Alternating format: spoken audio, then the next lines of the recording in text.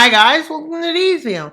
Today's video will continue our What If Germany Won World War II series, Well, starting in the hearts of Paris, protests start against the Vichy regime, which leads to a rebellion.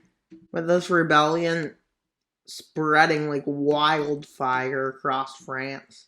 With people believing in like a free area, free country. They managed to take like the northern areas of France, secure Paris, and move down the coast. This revolt is eventually known as a France that's free from German oppression, German occupation, and German tyranny. But do they know what it'll be like getting to that point? No. With them, unfortunately, getting kicked back out of the gates of Paris. With Vichy France declaring war and declaring all these people, all the leaders of this movement, as traitors and going to, well, off them all. And at this point, it's realized that it's tyrannical, not even legal. But with a lot of places being burnt in the name of Vichy, Axis decides they'll start sending support to Vichy against this, and Vichy marches in and takes Paris, but with atrocities committed, or supposedly committed. Well, Free France takes over Africa, but the problem with this is that there's still loyalists in Africa, which, well, as you can guess, makes it even messier. And in a lot of these areas, it can easily get support. But the only problem is that there wasn't enough loyalists and forces that would actually hold back. That a big offensive is made in Algeria. And it almost kicks them back to the coast, as they become known as deserts. And, well, this is Free France. The Allies start supporting them, and at this point it becomes a proxy war. And as the proxy war gets worse, well, it leads to a few problems. Although, in southern Africa, in southern West Africa, which is not southern Africa at all, they managed to cut the forces in two. And these forces here eventually surrender into the Vichy regime. This is not good enough, and they're all considered traitors. With this group of Free France gets kicked out of France. But once they get kicked out of France, well, these people don't like it. What they've done, do they? And well, Vichy loses all their African holdings. This leads to a problem, because a German boat trying to protect the coast of like the mainland Vichy is sunk by a British vessel. This leads to demands by Germany and allies that Britain pays for this. They demand reparations. Britain refuses, and the Axis declares war. You may think this is a bit crazy to think of. And the puppets don't even care. They're probably not even going to do anything. In Finland, they ask Finland to join them, but Finland says no, unless you give us, says, can we have Leningrad? They say no, so Finland refuses to join them. But they made a bit of a big mistake. Iceland is probably going to fall. But besides that, there's not much supplies getting to the German African colonies. Which, this is a big escalation.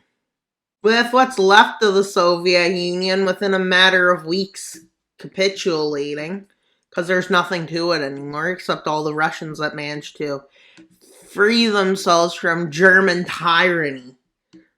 So they fight and fight they do. They fight everywhere. There's bloodshed. There's everything. but they manage to hold them for a bit, but only a bit. Then they fall. With Germany having taken the initiative in North Africa to push Free France back, while Arabia looks like it's going to be pushed around.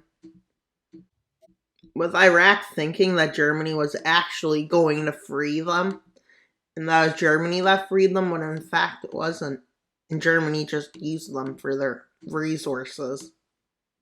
Should have nationalized it. But anyways, yeah, that's essentially me and way for it. Anyways, that's besides the point. But yeah, Arabia kinda is forced to capitulate quick.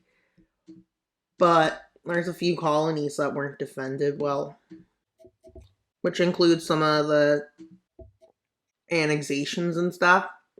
So while some of Portugal's colonies in Liberia is freed again, and Nigeria is freed, but is this a sustainable war? Probably not. With them managing to kick them out of a big chunk of Africa, with Portugal pushing back and hoping they can get their country back. And well, they made some agreements. Well, that's a bit of an issue. And Western Sahara, part of Morocco, I'm going to call it, even though it probably wasn't called that. And then they're like, could it get any worse? With the fall of this. And Peru wasn't even ready. So their land start falling in the north. Japan still hasn't done anything. With a goal to re-liberate the Soviet Union. I don't know how realistic it is, but in Africa, Germany and Italy consolidates into one front. With the fall of the German colonies, with eventually they can bring it to a stalemate, is what the goal is. With the liberation of Ethiopia beginning. And while Britain's glad this is going so well,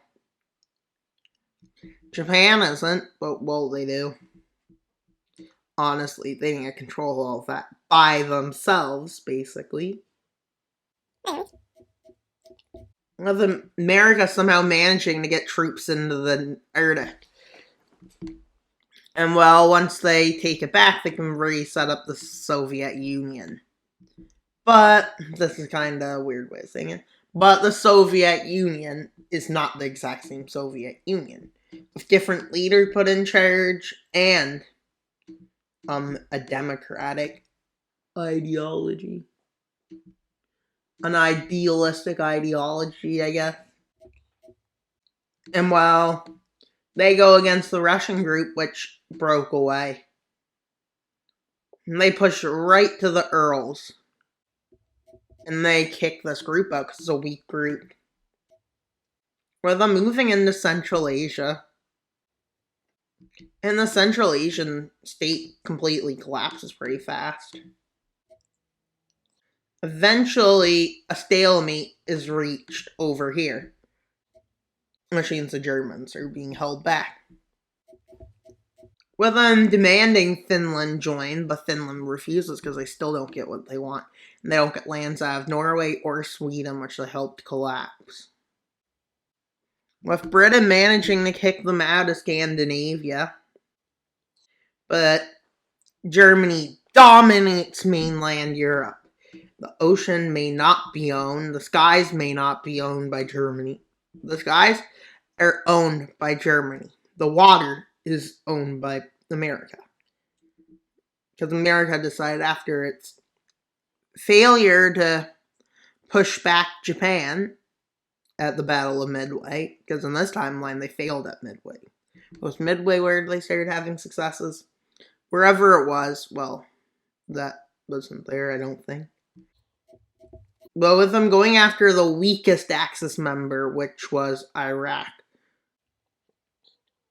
Which they literally get pushed back into Egypt. Eventually, America and Britain manages to take out here, but The Russians are demanding something's done so they don't get stuck in a stalemate. The continent being dominated. And while they tell Turkey they'll get some lands out of Bulgaria if they help and get keep the Greek islands. One problem about that was, I didn't realize this would make the Germans would just take it right over. And within like a week, they do this. Turkey's in a bit of trouble. Eventually, it collapses, and Germany managed to stop the front at the Suez and have it set up like this. The counter-offensive in the east being done, but yeah. So they already lost the war. But the Allies realized they need to just kick them out of either the Balkans, Iberia, or Turkey, and they might consider a peace deal. Well, they kick them out of part of Anatolia. This doesn't go so well. So they try the Iberian front. They give it their best. And some French rebels help invade. And some rebels in the north, which were anti-Franco, rise up and take down Franco. Well, they now control the entrance to the Mediterranean Sea, with Free France, or France, being liberated now. This is where a stalemate is there, right on the border. Hey, it's like me trying to invade Belgium in World War II. But anyways. They don't manage to get any of the major cities except Volgograd. And even then, I don't even know if they entered Volgograd. I think they entered Stalingrad and took it back. Germany agrees to a peace treaty at this point. Freedom being achieved, Portugal re-established, Spain made into a democracy, France fixed, only having to give up thrice Turkey did. There's no decision on what to do with them, so let's just make one up. Literally. I don't know what to do with this, so we can just give it this style borders. Yep, the Ottoman Empire basically returned. This series has benefited Turkey the most. Turkey probably likes this timeline. Well, the Soviet Union is beginning to reform. With a state that decided independence was their best way, changing their mind. With Iran having to decide where to go, Germany pretty much kept all of Europe. So they're still pretty well off. And Congo and Ethiopia are made free. Ethiopia's pretty big, though. And, all the countries they occupy are freed, and the countries are forced to join this. With the American Pact, or the World Order Pact. I think we need to get this color a bit lighter, though. And yeah. This is what the pact does. Probably the strongest pact in this world at this point. And that's all for today's video. Please like, subscribe, and comment. Wild Mapper out, but not until you subscribe. Bye, guys!